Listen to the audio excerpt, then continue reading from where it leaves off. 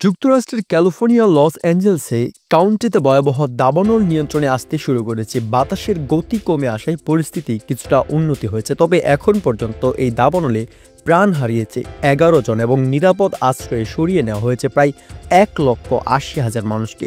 আরও 2 লাখ মানুষকে সতর্ক থাকতে বলা হয়েছে। লস অ্যাঞ্জেলসের মেয়র ক্যারেন বাস জানিয়েছে, পরিস্থিতি নিয়ন্ত্রণে আনার ক্ষেত্রে ইতিবাচক অগ্রগতি হয়েছে।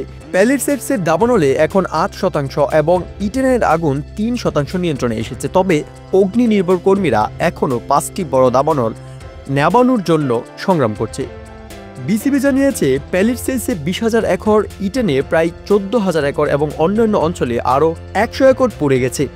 এদিকে লিডিয়ায় 75%, হার্টসে 37% এবং ক্যাথেন অঞ্চলে 35% আগুন নিয়ন্ত্রণে আনা সম্ভব হয়েছে। অগ্নিনির্ভর কর্মীরা আকাশ ও মাটি থেকে একসঙ্গে কাজ করে নতুন করে আগুন ছাড়ানো রোধ করতে সক্ষম হয়েছেন। পরিস্থিতি এখনও পুরোপুরি নিয়ন্ত্রণে না আসলেও অগ্রগতির এই ধারা আশা জাগিয়েছে। নিউজনগর, আরিয়ান ফার্সি।